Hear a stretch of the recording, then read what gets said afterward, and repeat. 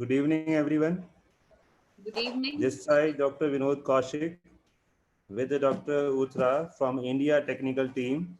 I just welcome all the delegates for the webinar of upper limb rehabilitation in the stroke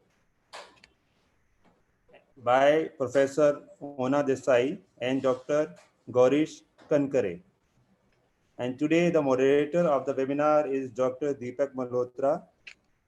Sir is Assistant Professor, Department and Rehabilitation Sciences in Jamia Hamdard. He is also EC member of Delhi IAP branch. I just show my gratitude towards Dr. Sanjeev K. Jha, IAP President, and Dr. Ruchi Vasnay, IAP Women's Cell National Head, for providing such a good platform for sharing the knowledge.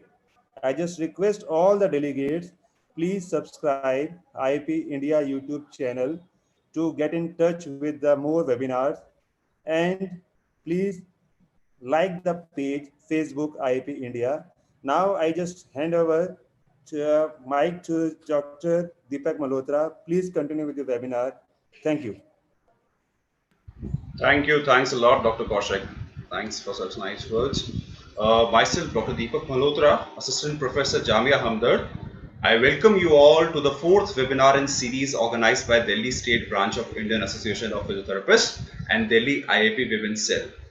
You must be aware that Delhi IAP and Delhi IAP Women's Cell are organizing a series of webinars on interdisciplinary approach in rehabilitation of stroke. We have already conducted webinars on roles of robotics, telemedicine, orthotics, and NDT in stroke rehabilitation. This one is the next webinar in series. The topic for today's webinar is upper limb rehabilitation in stroke.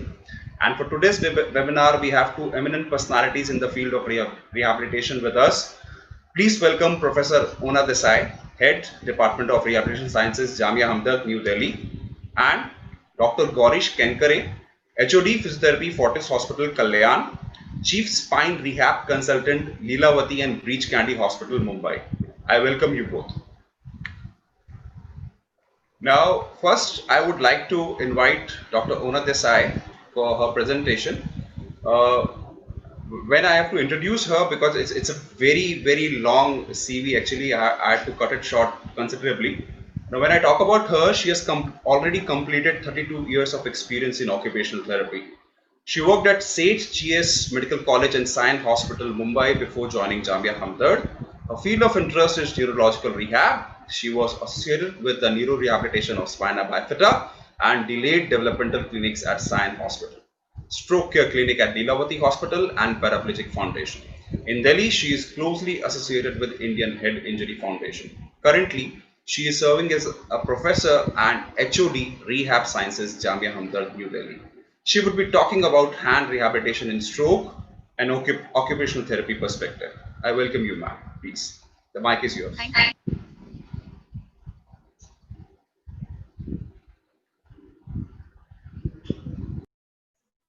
Thank you. What I-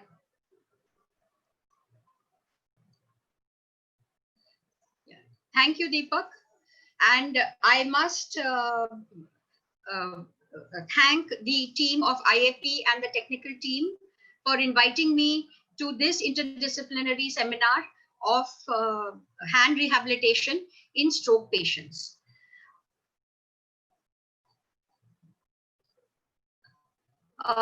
This is from Jamia Hamdard, and the rehabilitation, this is a rehabilitation center at Jamia Hamdard, and we have the undergraduate and postgraduate programs in occupational therapy and physiotherapy since the last 20 years. I must say that the Department of Rehab Sciences, as far as physiotherapy is concerned, the MPT program in neurology has been there for the past 20 years, and Ms. Nusrat Hamdani, Hamad Prachi, and Huma are currently the faculty members. The occupational therapy department is yet to commence the program, and Noor Mohammed and myself are currently faculty members on neurological rehabilitation. Several researches have been done by our PG students on stroke. Also, several publications by our faculty, Dr. Naeem Zia, has been done. And there are also some of our teachers doing PhD theses on stroke rehabilitation. We also have a good number of stroke patients which are coming to the rehab department. Now, very briefly, rehab stroke is one of the most common disabilities. Motor deficits which occur due to stroke affect ADL, participation in society, and returning to professional life. This overall decreases the quality of life, and rehabilitation is the most effective way to reduce these impairments. The commonest deficit post-stroke is paralysis of the contralateral hand, and 80% of the patients face upper limb problems in the acute phase, and 40% of the patients have residual problems in the chronic phase. Very simply, and everybody knows, ontogeny recapitulates phylogeny. The hand functions in human beings are the last to develop, hence they get affected first. The recovery occurs proximal to distal, cephalae to caudal, gross to fine, and ulnar to radial. The motor homunculus. In the motor homunculus, again, the representation of the hand is very large, and so also the area of representation of the thumb. Hence, it is often seen that the patients would have recovered other functions, but there is residual paralysis of the hand and upper extremity. The thumb functions may never improve, or many a time have a residual deficit. This is the motor homunculus, great representation of the upper limb and the hand.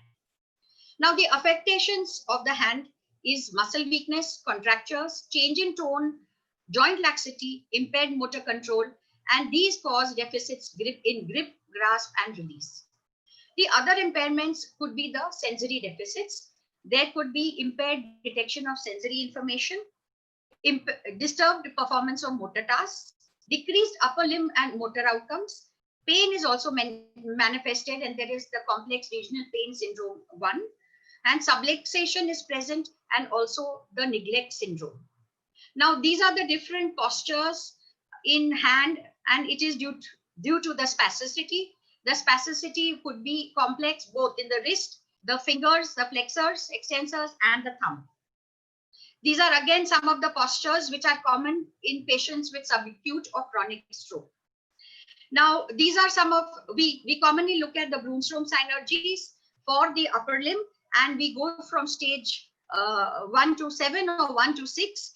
And basically, this is a typical deformity which is there of the elbow, wrist, and the fingers. Now, what I have divided this entire presentation, and I would move through that very fast, is, and it has been drawn upon from the Frontiers of Neuroscience and the Handbook of Stroke Rehabilitation 2020, that there is upper extremity outcomes which are in terms of motor function, in terms of global stroke severity, in muscle strength, range of motion, proprioception, activity of daily living, and spasticity. During the clinical program, there is a quick evaluation of all these aspects. However, for research, there would be detailed evaluations using observation and standardized tools. Now, in the terms of stages of recovery, there is restitution or restoration, substitution, compensation, and finally, it is functional recovery due to the learning adaptations. These are just the seven stages of hand function, starting from flaccidity to the last recovery stages where normal function is the normal function is achieved. Again, Brunstrom stages of recovery are seen, and many of the times the hand and the upper extremity are usually between stage 4 and stage 5. The most important thing is that there is the establishment with the advent of stroke clinics. The patients can receive the therapy under one roof. It is also known that the treatment begun in acute phases gives better prognosis than in the chronic stages. In clinical practice, an eclectic or a combination approach of rehabilitation is practiced. There is no one optimal approach to management, and most hospitals may have specific programs for upper limb and lower limb, or an eclectic approach is used for the management of stroke patients. The 6 major approaches which we would include for upper extremity and hand would be the neurofacilitatory approaches, the isolated concept of exercises, motor learning, the intervention based on mirror therapy and motor imagery, adjuvant therapies, and technology supported training.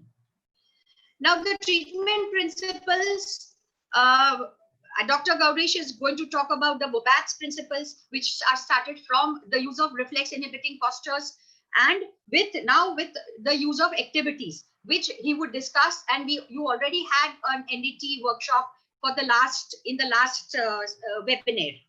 But there are other exercises which are isolated concepts of exercising, muscle strengthening exercises, and these are valuable for the rehabilitation of upper arm and hand. I will not discuss this Bobat's technique because Dr. Gaurish Kinkre would be actually eliciting the Bobat's techniques on these patients. However, this is the Bobat's structure, the techniques, and some of the Bobat's principles of posture at the upper limb, and then finally having the patients do the movements. Isokinetic muscle strengthening exercises do not show good results. Stretching exercises are also used. There are commonly used in chronic patients but are effective only with Botox injections. Also, bilateral symmetrical training is used, and this is based on the premise that the use of non-affected arm will improve the upper limb function. So some of the exercises are the stretching, the range of motion, the strengthening exercises used, and some it also with the home therapy exercises. Now, when you look at the bilateral, these are very simple level of evidences, and there have been meta-analysis and RCTs which have been done, where they have actually looked at what has improved in the different areas of the upper extremity.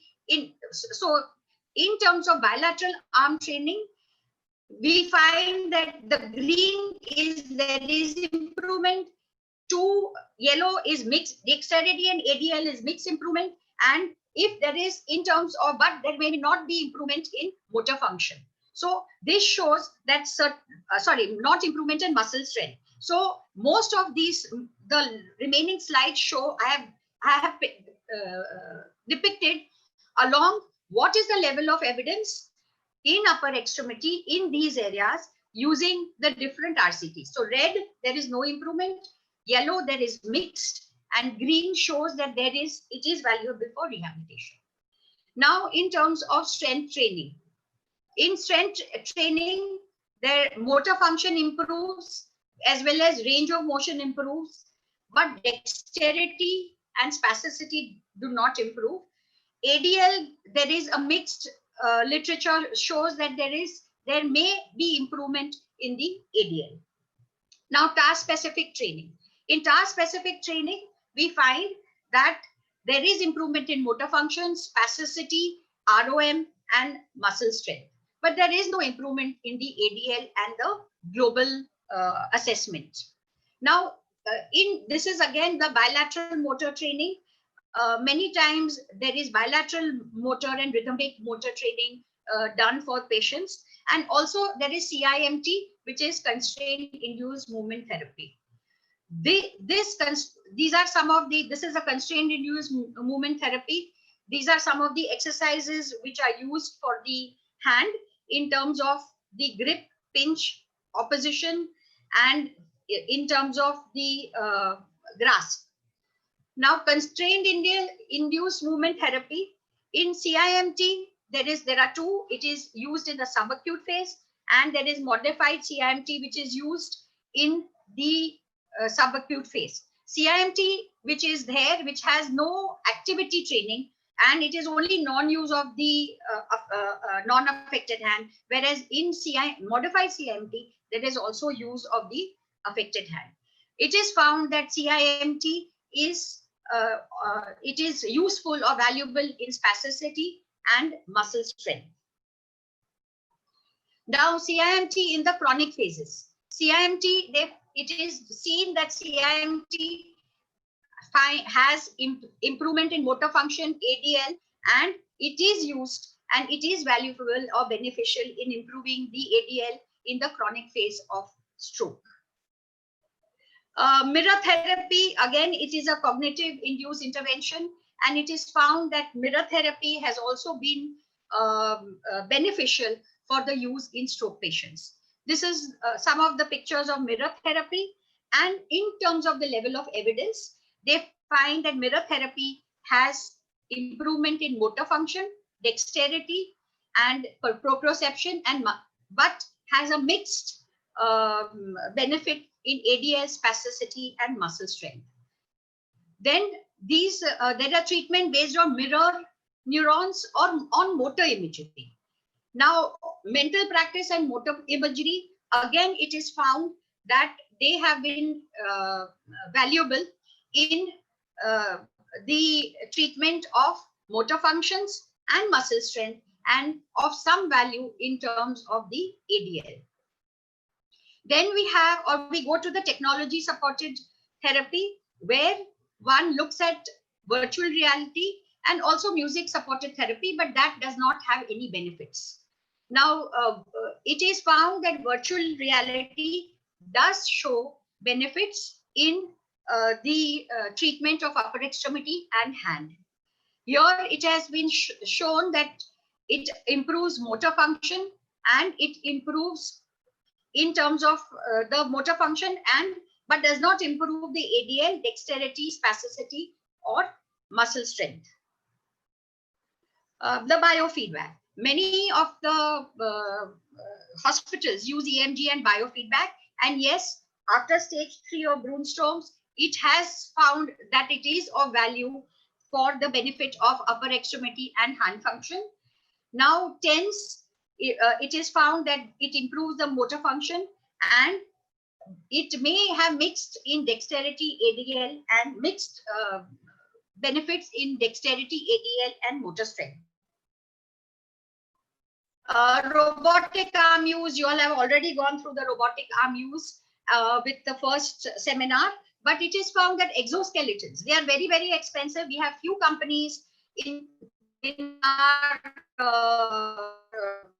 India who have these few companies in India who have manufactured these robotics, or they buy these robotics. IIT Kanpur, Dr. Asif Datta is doing studies and researches on robotics, but they have found that exoskeletons have got good effects on the ADL, the spasticity, the range of motion, and the muscle strength. So this is the level of evidence, and the RCTs find that there has been a good benefit with using the robotics in exoskeletons. Splint use has been debatable.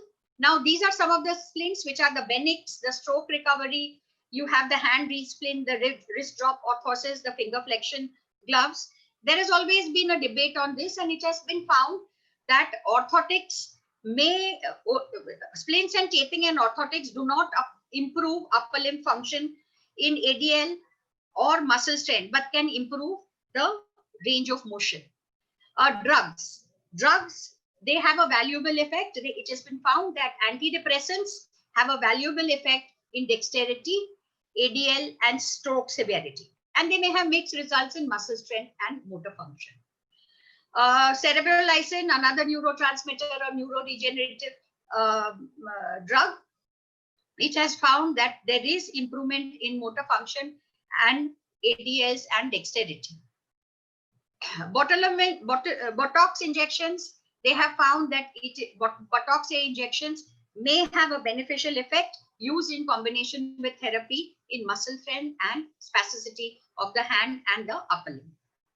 There are also evidences of acupuncture, which may reduce the spasticity. Acupuncture again shows that there could be reduction in spasticity if it is used in combinations. These are adjuncts to therapy.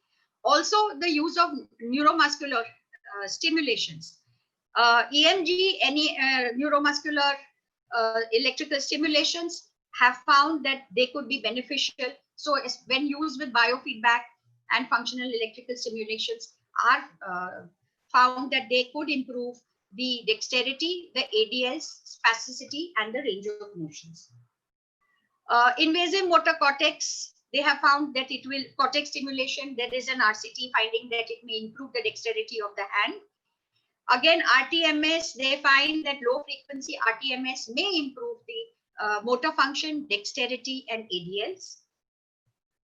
Transcathodal stimulation, again, in dual transcathedraл stimulation, they find that there could be a combination of approaches used with rehabilitation, which may find improvement in some of the areas of the hand, ADL and spasticity. Tele-rehabilitation, home-based rehabilitation was not as effective as improving hand function as that with the active control. Now, quickly, I'm going through, suppose these are the things which you would use in the recovery phases. But if today the recovery was to occur and the recovery is hindered, then we would use the adaptive and the functional approaches.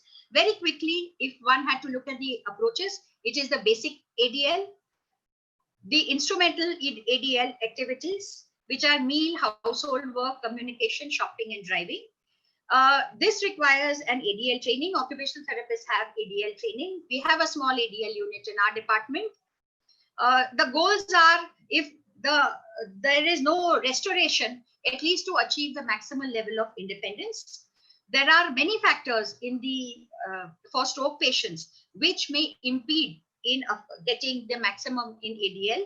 So these factors need to be evaluated.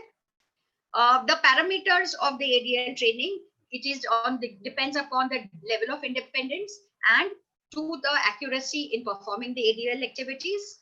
Also, the evaluation could be observations, patient diary, checklists, questionnaires, interviews, and standardized tools. And there could be standardized tools. Some of them could be activity of daily living, cards independence, Barthel index, and FIN. There is a sequence of ADL training which one follows. Some of the activities which are there for ADL training, these are activities of dressing activities, donning, doffing. Then eating activities, stabilizing of the plates, then the communication aids which may be required. Some of the ADL training devices. This was a little ADL home which we had, independent living home, which we had done even as far back 20 years ago, not accepted, but now today, even Indian Head Injury Foundation has a little independent skill home. And I think that context-based rehab really helps the patients. This is some of the patients who are being given adaptive devices. This is again training the patient in the ADL or in switching off the lights. This is training the patient in cooking. And well, occupational therapy is it is determined by the activities. So if the person we cannot restore the upper extremity and hand function in all the upper extremity outcomes, at least whether the person can do the activities. Now, the way to go forward is to have such clinical case meets. There are dedicated stroke care centers in hospitals, researches and publications in stroke care. We have gone through, and all of us have gone through clinical guidelines as developed by AIMS, which included physiotherapy in the SOPs by Dr. Rajiv Agarwal. That's also important. And most importantly, a multidisciplinary team approach and a sharing between academicians and clinicians. These are my references, and thank you. And I would give it over to my co-presenter. Thank you. Thank you, ma'am. Thank you. It was such an informative session, ma'am. You could cover so much in this short presentation, and it was very informative. We'll take the questions later, ma'am. Okay, I'll move on to next presenter, Dr. Gaurish Kinkre. He is a certified Babat therapist from WCRC, South Africa. He has done his motor learning training from Sydney, Australia. He has credentials in McKenzie and Mulligan Concepts and presently working as Chief Rehab Consultant in spine clinics at Leelavati and Breach Candy Hospitals, Mumbai. He is the Director of Rehab Team of India and the Head of the Department of Physiotherapy at Fortis Hospital, Kalyan. He is also a consultant with Indian Council of Medical Research Bone Health Clinic and a consultant for IIT Indore. He'll be talking on upper limb rehabilitation in stroke PT perspective. The mic is yours, Dr. Gaurish. Thank you, sir, for the introduction. And Thank you, Ona ma'am, for such a knowledgeable talk. In fact, you covered a lot of things in a short time. So it was really a knowledgeable talk. I would firstly like to thank IAP and the Delhi branch of Indian Association of Physiotherapists to invite me for this talk. It's really a pleasure to be here to share my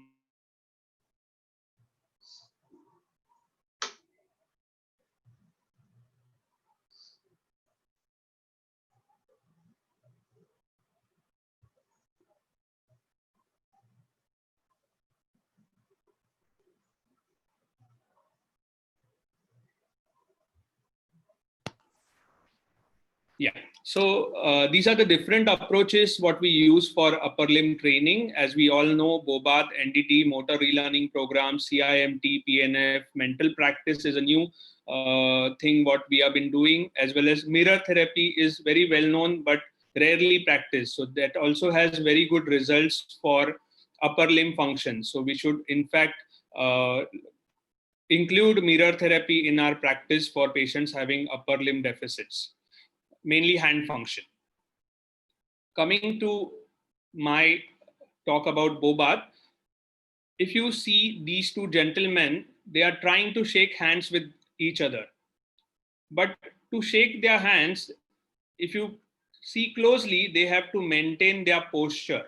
That's very important, otherwise they will fall. And that is what is main thing in Bobat concept, postural control. So if you see the definition about Bobat concept, it's a problem solving approach to the assessment and treatment of individuals to treat the disturbances in function, movement, and postural control due to lesions of CNS. And that postural control should be underlined, because that postural control training helps us to, in fact, later work on specific isolated movements of the limbs. So that's why initial target should be always postural control and then work on the extremities. So in almost all our assessments, we follow the ICF model. So it's when a patient comes to you, or we ask the patient or the patient's caregivers about what function they used to do before the episode of stroke.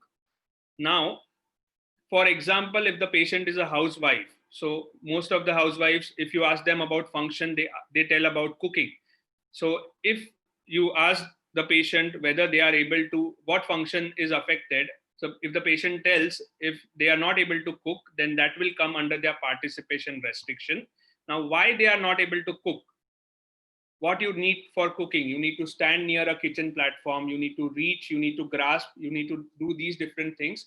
So you ask them whether they are able to do these things now or no. So if they are not able to do, then it will come under their activity limitation.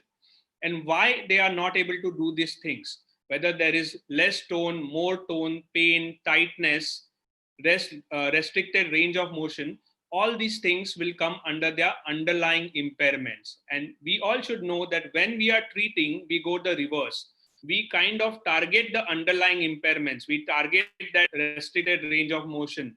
We target the tone. If there is less tone, we try and increase the tone. If there is more tone, we try and decrease the tone. We target pain, all these things, so that the patient is able to do these activities, and so that the patient is able to resume his or her function. So that's how, in short, the assessment goes. So in Bobat, we again target the tone. Some patients have less tone, some patients have more tone. So what we do is you identify what amount of tone is required for the functional activity what you are going to train. So suppose you have to train an activity of release. So an activity of release will need what tone? More tone or less tone? It will require less tone.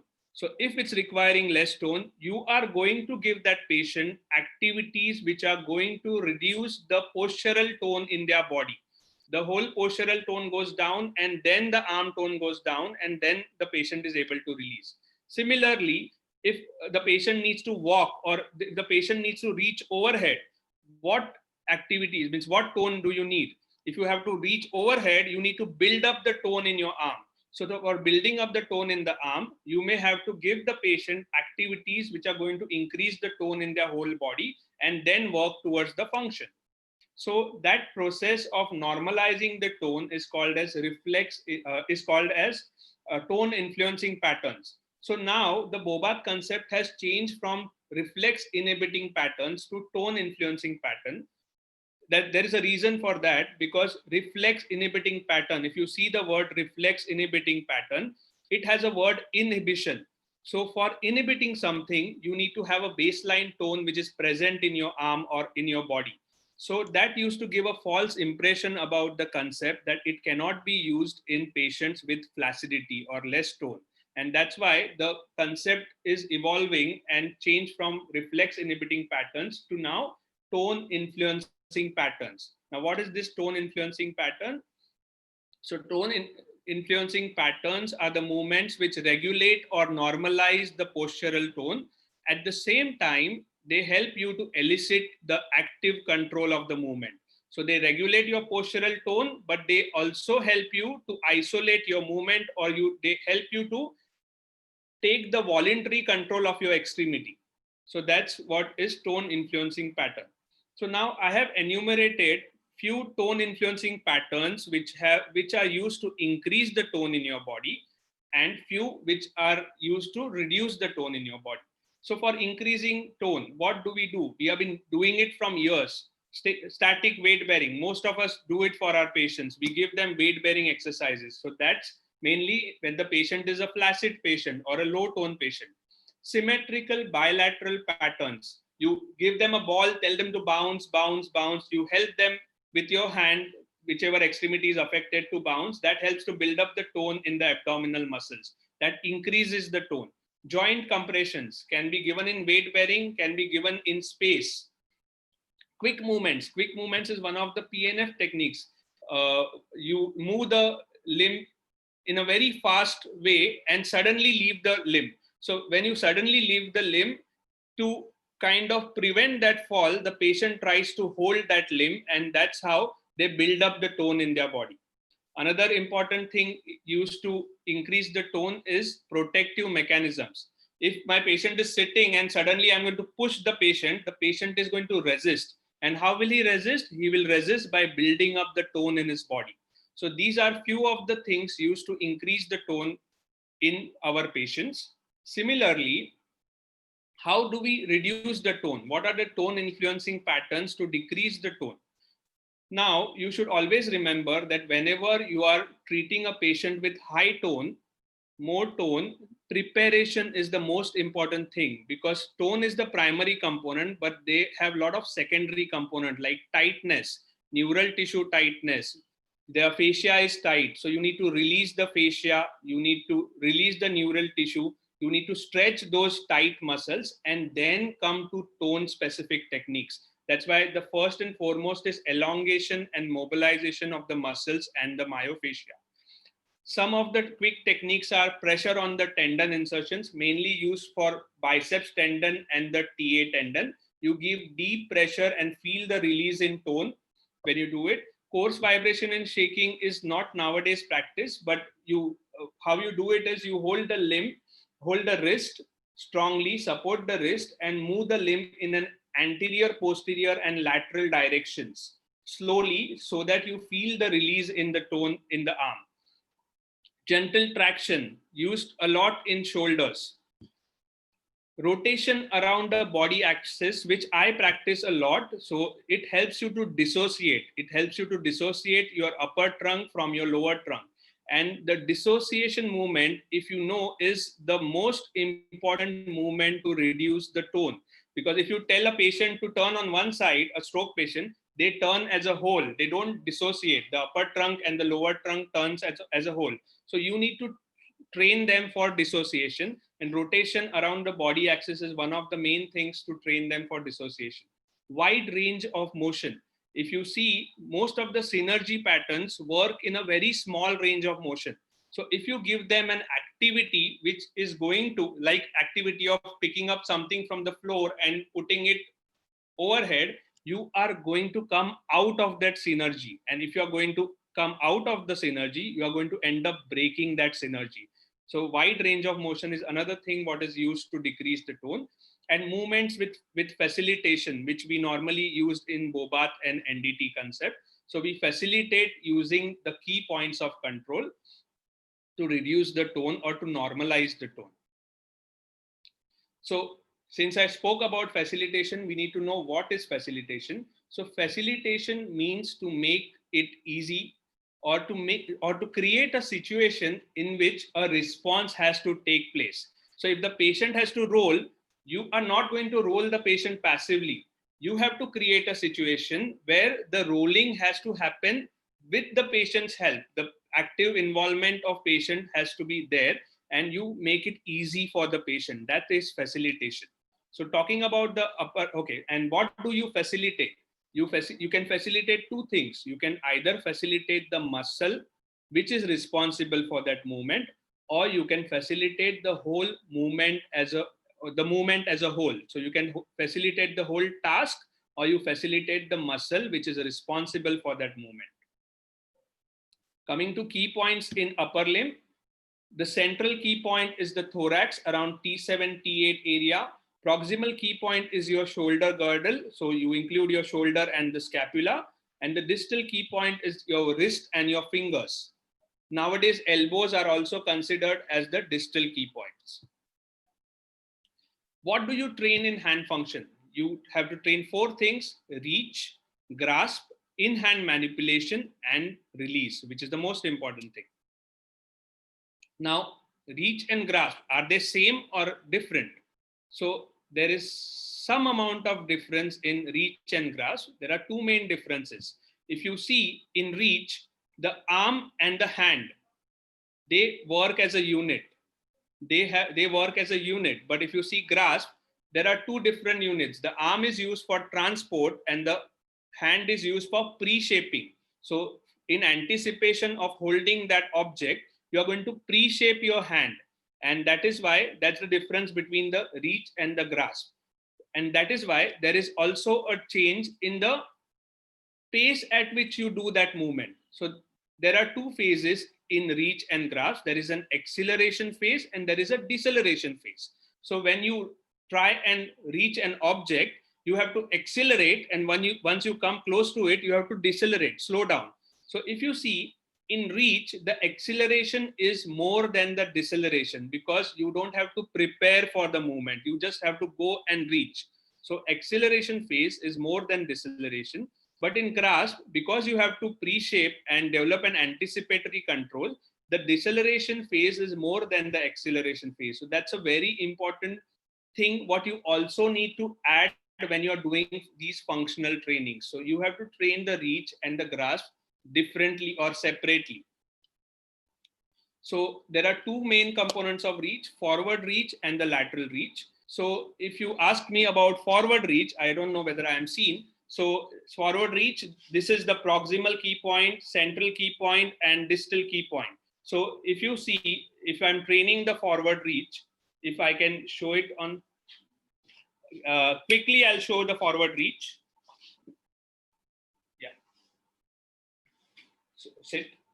So this is the proximal key point, central key point, and distal key point. So the grasp is very important. So most of the patients, their hand is tilted in ulnar deviation. So what you have to do is you have to hold the hand such that the ulnar deviation is blocked. So my index finger comes obliquely from the ulnar end. I am holding this. Now, if you see when you're reaching forward, the distal key point and the proximal key point, you have to identify the relation. The distal key point is moving away. And the proximal key point, if you consider from the central key point, is moving. How does it move? It is moving away. And then it starts moving towards the central key point. I'm not sure whether I'll be able to demonstrate. So, so when you're facilitating, you have to pull the proximal key point slightly out because it moves away to clear the hand from the trunk. And then you start pushing it towards the central key point. Away and towards. Away and towards. So that is how you facilitate using the key points. Not sure whether able to demonstrate it properly. Yeah, so grasp, the main component in grasp training is, ये पूरा नहीं दिख रहा है screen मुझे. Yeah, so anticipatory control. So pre-shaping is the main component. Now in grasp training, what are the main grasps to be trained? I think you will have to put the AC. Power grasp. Why power grasp? Because it comes in the synergy pattern, and that is a functional grasp. So if you hold a walker, you need a power or the cylindrical grasp, and to hold a glass, you need a cylindrical grasp. So that's why that is one of the functional grasps to be treated. The grasp training has to be done in both positions of the forearm, horizontal position and vertical position. In vertical position, you can help them hold the assistive device. Horizontal position will be mainly for drinking water or any functional movement. In-hand manipulation. There are three main in-hand manipulations: translation, shift, and rotation. So translation is something which I keep in the fingers. I translate it to my palm. That's translation. So you can give them, it's mainly for a sensory feedback. You train translation. So you keep an object in the fingers, tell the patient to shift it to their palm. Shift. Shift is something where I hold the pen and I need to kind of climb on the pen. So that's an exercise given to train the shift, where you tell the patient to climb on the pen. You make some horizontal marks on the pen and then tell the patient to climb on it. So what happens is it's given as a it's called as a caterpillar exercise. So you are climbing like a caterpillar. Okay. So what you do is you don't assess the strength in this, you assess the speed of movement. So when you record, you need to record in 10 seconds how many steps did the patient climb, and that will be your outcome measure. So you have to kind of use an outcome measure of speed of movement. Similarly, rotation also can be done through the pen. You tell the patient to hold a pen and then rotate in one direction and rotate in other direction. That's the rotation movement. Okay, so you have to kind of paint the pen in one position and rotate such that you can see that paint. So that's how you train the rotation movement. So you fix the hand in a position and just tell the patient to turn it in a clockwise and in a anti-clockwise directions. Most important thing is release. If you see, most of us train release in space. And evidence says that the release has to be trained in a particular sequence. So you should always start training a release on an externally stabilized object. So either a railing or a parallel bar or something like a chair, the leg of a chair. So all these things should be an ideal, because what it does is it's a closed chain movement and this is an open chain movement. And if you see evidence, when you do a closed chain movement, it is less demand on the muscles, and these finger extensors are very weak, and because of the finger flexor spasticity, they are more weak, and that's why you need to reduce the demand on these finger extensors, and that's why it should always be started in an externally stabilized object and then later proceed to release in space. Another important thing in training is bilateral coordination. So to work towards functional activities, if the affected arm is flaccid and it doesn't have any voluntary control, then you have to use that hand for stabilization and do the things with the normal hand. So you make sure that you involve the affected hand from the very first stage of treatment. So don't ignore the affected hand. If it doesn't have strength, you involve it for stabilization. And if it has some voluntary control, then involve it in the activity what you have been training. Okay. Why? Because this helps to gain early independence. And that is what we normally do. That's why the functional training is very important, to gain early independence for these patients. Most important thing, most of our patients have perceptual problems also, which normally we ignore. We just come to the limb and we start training there. So you need to identify and assess for perceptual problems. And that's why this visual guard training is very important. Dr. Gaurish, you have 10 more minutes with your presentation. Okay, fine. So visual guard training, is very important, where your head, eye, and hand coordination is something which is very important. Head, eye, and hand coordination. You have to make sure that the patient is looking at the object what he's reaching for. Functional activities training, make sure you use the sensory systems. So if my patient is pouring water from one glass to other, you have to know that the weight of that glass when the water is coming down is changing in the whole range of this process of pouring water. And that's why the sensory feedback coming from that glass to my hand is also changing in the whole process. And that's why just doing this activity is not going to train you for the activity of pouring water. And that's why using good sensory systems is very important. So that similar sensory feedback which comes in your actual activity, that's important. You should always include the contextual factors while training, environment, and the personal factors of the patients. One very important thing in upper limb nowadays in research is contact hand orientation response. So this portion of your hand is very important for training. So when you put that portion on some surface, it helps you to align yourself to midline. And that's why contact hand orientation response is one of the main things in training in patients nowadays for balance and for aligning themselves to midline. This is used in patients with Usher's syndrome. So you make sure you use that hand contact on a surface so that they align themselves to vertical rather than you aligning them to vertical. Last part of my talk is the dexterity. So if I ask you to hold a wine glass and if I asked you to hold a thermocol glass, which will you hold strongly, more strongly? So people say wine glass, not because they like wine, but because thermocol glass, if you grip strongly, it's going to crash. And that's why most of the patients don't have this force manipulation in them. They hold the wine glass and thermocol glass with the same force. And that's why you need to train them for dexterity. And I will show you some videos about the dexterity training. I'm going to skip this other part quickly. Motor learning. I have to show some videos, so I'm just going to include some important thing.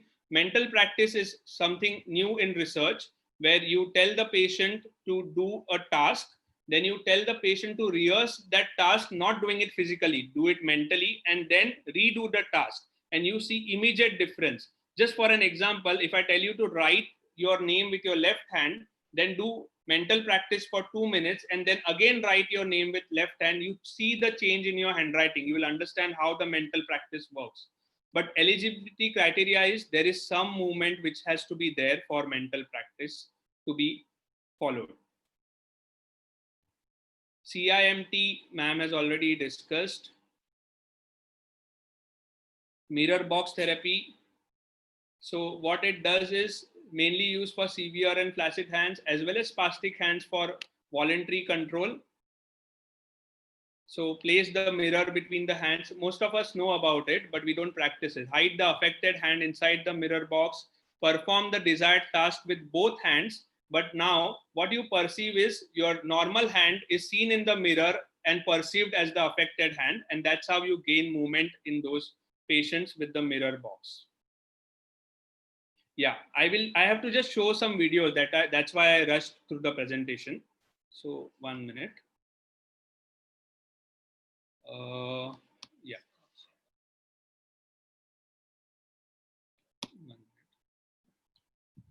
Yeah.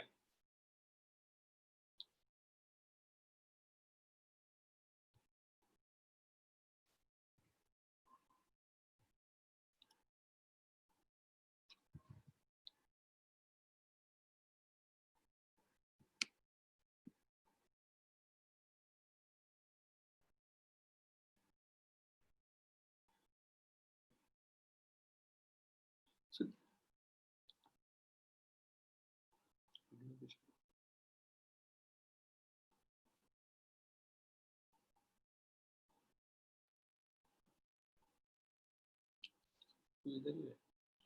yeah. Yes. This is a patient. These are the patients which we have seen in a single camp and one treatment results. This patient wanted to reach overhead, so he wanted to reach overhead. So now you know that overhead you need to build up tone. Which muscle has more tone in the body? Biceps. So what we made him do is we made him do some activity of biceps. So what was his assessment? Quick results in that. So this is to build up the tone.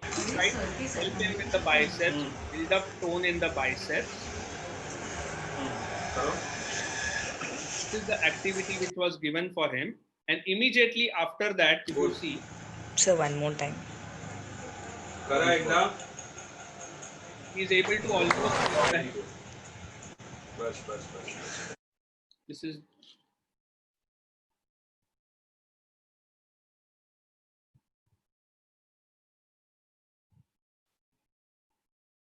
is another patient again in one of my workshops. This is, we gave her a motor learning task. So patient wanted to lift the bottle of water. नहीं वो हाथ से नहीं उठता ना, उठाओ नहीं, ठीक है. Then we gave her some repeated movement from around 45 minutes an hour. Bringing on a tilted skateboard. Started from a very minimal till gradually going higher. चलो करो वेरी गुड ओके चलो नीचे अच्छा आपको कुछ तो शाबाशी दे रहे हैं बहुत अच्छा किया इसके लिए मुझे लगा सबसे ज्यादा टाइम आप. There are just 2 more videos. I'll complete, Deepak sir. Yeah.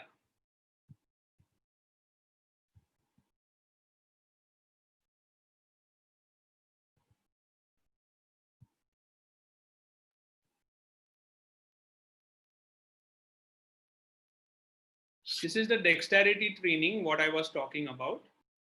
So you can give patient a target, put a straw in a bottle and tell them just mark 2 points in the straw and tell them to reach in between those 2 points. This I had not marked 2 points, but you can mark. Similarly, for a plastic glass, you can take an ice cream stick, mark 2 points and tell the patient to just reach at those 2 points.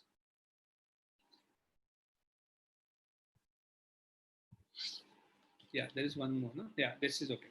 Yeah. So that was it. Thank you for inviting me here. And I give the mic to Deepak Malhotra. Thank you. Thanks a lot. Just wait a minute. Dr. Gaurish, it was such a wonderful presentation. The videos was just, they were just icing on the cake. You know, with the videos on, you could explain so many things in a very, simple manner and people could grab it easily. And, some of the things you mentioned in your presentation were really informative, and I am sure that the participants must have picked up at least some clinical points which they can use in their clinical practice now. And I'm really thankful to you for this presentation. And there are so many messages which we have got in the chat box. They are appreciating both Ona ma'am and yourself for your presentation, the way both of you have presented and the points you have shared. Now I would like to take some questions which are there in the chat box. First, I would like to ask Ona ma'am. Ma'am, Yes.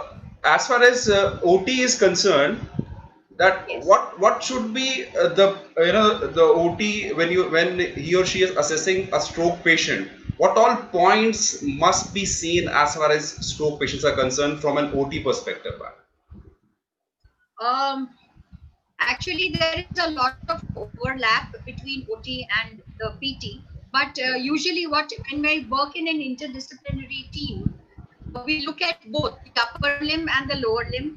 We look at activities, and the PTs look at the means activities and functions. So therefore, I had represented that today the functional recovery would finally make the person go back to the work or ADL or leisure.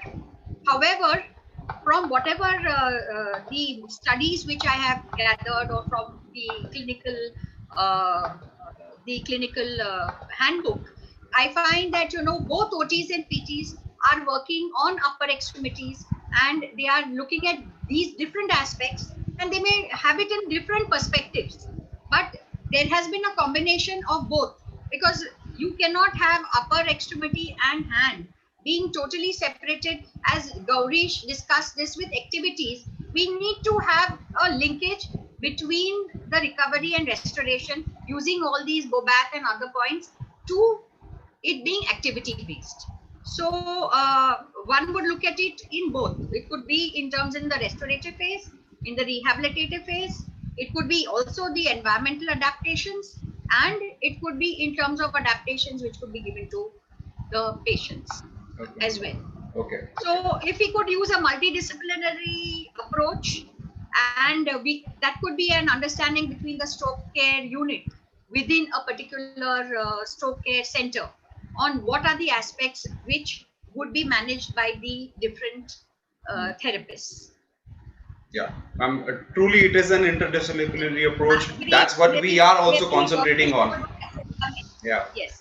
Yeah, and ma'am, the participants want to know that what are standardized tests to check gross motor function? Any of the tests which any of you would like to mention? I actually had mentioned lot of, see, today there are lots of standardized tests which are there, and you actually look at global motor functions which are there. They were in my slide, where I could share the slides, because today during the actual test, during the actual therapeutic, one looks only tone, the Brunstrom's, which looks at voluntary control and voluntary control and tone, and one could use these tests for a quick evaluation. But there are long tests which are there, which are lots of tests which are there, which could be used for if it is in terms of research. And that's why very briefly, we touched upon that. Yes, today we use an eclectic approach, a clinical approach. But some of us, you may use the functional tests. Some of them we may use MAS or some of the other tests which are there, which some of them need to be learned. Some of them can be easily looked at us. Neuro rehab measures is a good database for all the neurological tests, and they have their specificity. I mean, Gaurish will also Yeah, agree I with me. also follow rehab measures. So we normally Yes. take our outcome measures from rehab measures site, and so they have Yes. very specific. Yeah. It's a standardized site. Yeah, definitely. Dr. Gaurish, one of the participants wants to know that how to treat a chronic claw hand post-stroke, 5 years old case. Is NMES suggested, or what approach is beneficial to regain normalcy? So chronic low tone, but na Chronic claw hand claw hand. post-stroke. Okay, Yeah. post-stroke. Yeah, so chronic claw hand, first of all, you need to see whether it's landed up in a deformity or no.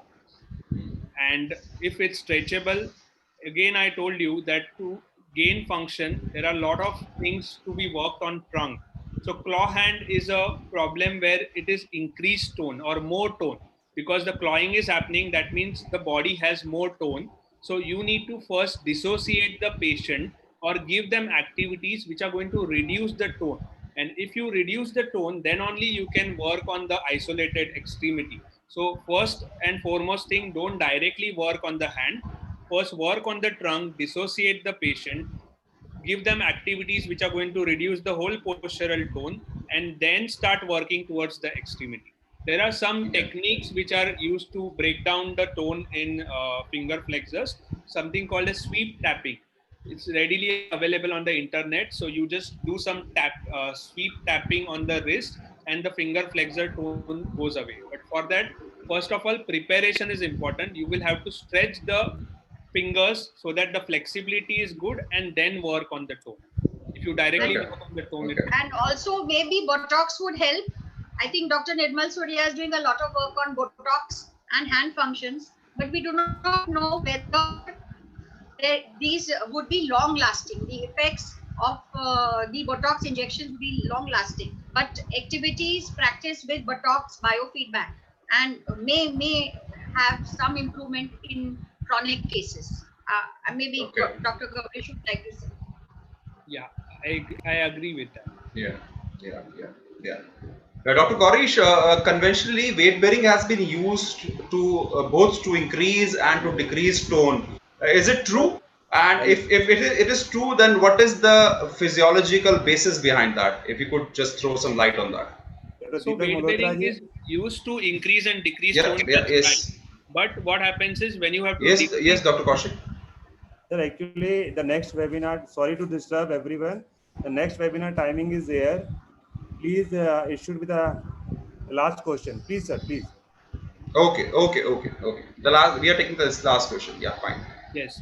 So, weight bearing is used to increase and decrease the tone. But for increasing the tone, it's the isolated weight bearing activity which is used. If you want to reduce the tone and use weight bearing, then with weight bearing, you will have to involve some of the components which are going to reduce the tone. Like, as I told you about rotation around the body axis, we give weight bearing, but we also have to rotate around the body axis, which will help you to reduce the tone. Okay, okay. Okay, because we are really short of time, there are so many questions there which I really wanted to ask, but we cannot help it. It was really an honor for us to have both of you as resource persons for today's webinar. I would like to propose the word of thanks in the end. We would like to thank Professor Ona Desai and Dr. Gaurish Kinkre for sparing their valuable time. We are thankful to the entire Central Executive Committee team of the Indian Association of Physiotherapists for lending their support for the webinar. A special mention of Dr. Sanjeev Jha, President IAP, for encouraging such activities, and Dr. Ruchi Vashne, National Head IAP Women's Cell. We are thankful to the webinar committee of Delhi IAP, Dr. Pooja Sethi, the President of DIAP, Dr. Zulfiya Bakar, Dr. Nidhi Kalra, and the entire team members of the Delhi State IAP and Delhi IAP Women's Cell for their support and valuable inputs.